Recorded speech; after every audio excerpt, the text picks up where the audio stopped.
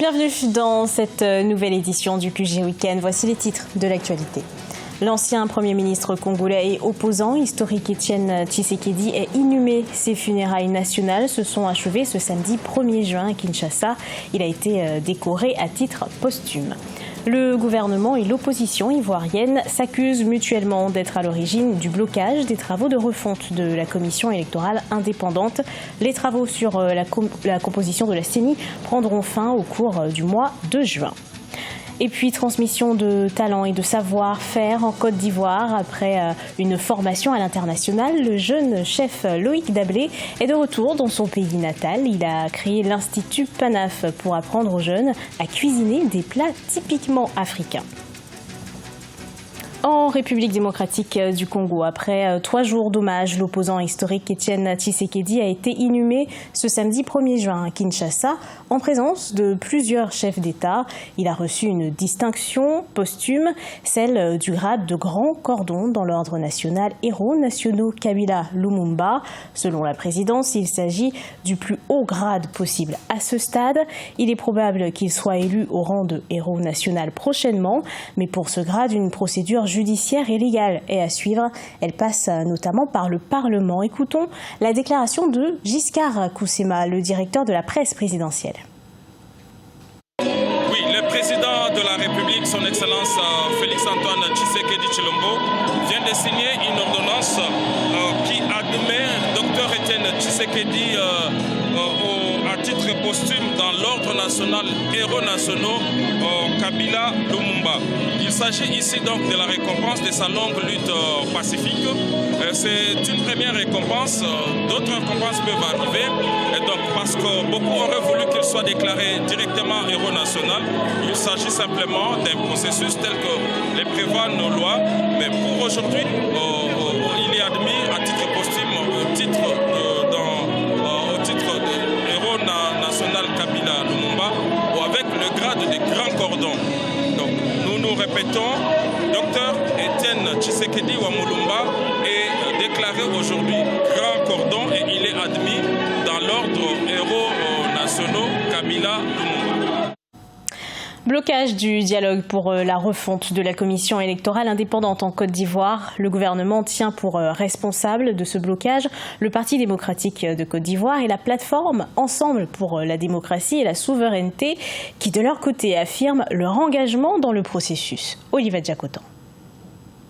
En Côte d'Ivoire, le gouvernement accuse le Parti démocratique de Côte d'Ivoire et la plateforme Ensemble pour la démocratie et la souveraineté d'être à la base du blocage du dialogue pour la refonte de la commission électorale indépendante. Une accusation réfutée par le PDCI qui, à travers un communiqué, justifie sa présence à tous les travaux initiés depuis janvier 2019 pour dégager un consensus dans ce sens. La démocratie est un processus irréversible, c'est l'horizon politique du XXIe siècle. La réforme de la CEI en Côte d'Ivoire ne devrait plus poser de problème, ça devait aller de soi. Maintenant, bon, peut-être que les gens veulent jauger les rapports de force entre l'opposition et le parti au pouvoir. Selon Sidiki Diakité, ministre de l'Intérieur et de la Sécurité, le gouvernement soucieux d'aboutir à la fin du processus à un consensus national sur la question de la composition de la CEI réitère son invitation à tous les acteurs à participer à ces concertations, lesquelles prendront fin en juin 2019 et le Premier ministre Amadou Gon Coulibaly présentera en Conseil des ministres les résultats issus du consensus national pour la mise en place d'une nouvelle commission électorale indépendante avant la présidentielle de 2020. C'est leur objectif d'amener l'opposition à faire un boycott, mais nous ne ferons pas de boycott. Nous allons aller jusqu'au bout, nous sommes des enfants de combat, nous allons lutter et nous allons nous faire entendre. À ce jour, le gouvernement propose une commission électorale indépendante de 14 membres, dont des représentants de l'administration. La société civile préfère une commission apolitique et l'opposition demande même la relecture du code électoral et la refonte du Conseil constitutionnel. Les Maliens contre l'installation du QG de la force conjointe militaire du G5 Sahel à Bamako. Depuis l'attentat de juin 2018, la force conjointe de lutte contre le terrorisme envisage de prendre ses quartiers dans la capitale malienne. Mais les habitants sont contre et évoquent des risques pour leur sécurité. Reportage de notre correspondant Mokhtar Bari. Le 9 septembre 2017, le G5 Sahel inaugure le quartier général du commandement militaire à Sévaré, dans la région de Mopti. Le 29 juin 2018, le QG est l'objet d'une attaque terroriste ayant causé la mort de 2 militaires et un civil. Cette attaque a eu pour conséquence un changement à la tête du commandement, mais aussi une délocalisation vers Bamako. Le quartier Badalabougou choisi pour abriter l'état-major connaît une réticence des populations qui craignent un scénario similaire à celui de Sévaré. Si pareil cas doit se reproduire à Badalabougou, nous, tout autour de ce QG, il y a à peu près 5 stations d'essence. Il y a un campus où il y a des étudiants qui dorment là-bas. Il y a des installations EDM et Somagep. Donc les dégâts collatéraux seront énormes.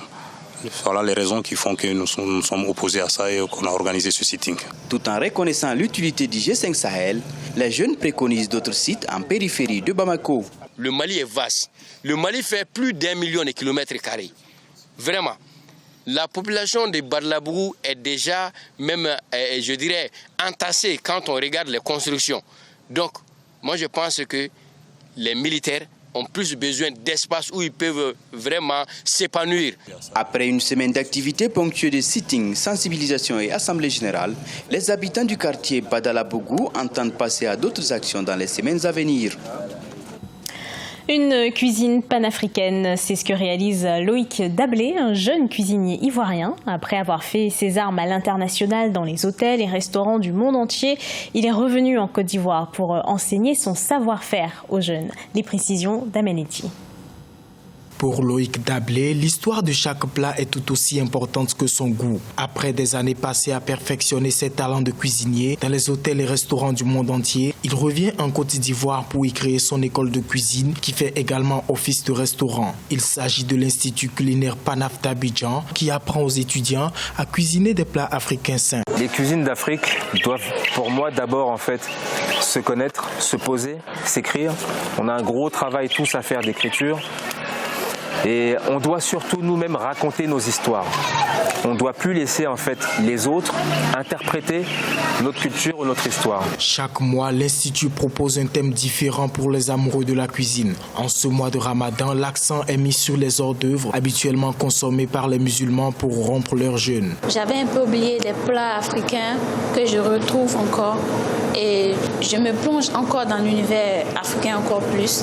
Et vraiment, c'est un avantage aussi pour nous. Loïc Dablé estime qu'il reste beaucoup à faire pour sensibiliser les Africains à l'utilisation d'ingrédients et de recettes maison. Parallèlement à l'école de cuisine, il a créé une organisation qui offre des formations aux jeunes et aux femmes en matière de cuisine afin de lutter contre le chômage. Partons à la rencontre d'un artiste béninois, Romuald Razoumé. Il fait de l'art sous de multiples supports, sculpture, peinture, vidéo ou encore photographie. Ses premières sculptures relatent sa vision critique des systèmes politiques africains. Il est parti à la rencontre de son public à l'espace Le Centre au Bénin. Reportage de notre correspondant Leftingou. L'artiste pluridimensionnel béninois Romuald Razoumé partage ses expériences avec le public. La vie et les œuvres de l'artiste de renommée internationale étaient au cœur d'une rencontre avec les amoureux de l'art à l'espace Le Centre au Bénin. Pendant ses 30 ans d'expérience dans le domaine de l'art, Romuald Razoumé s'est affirmé à travers la sculpture, les arts visuels et la musique.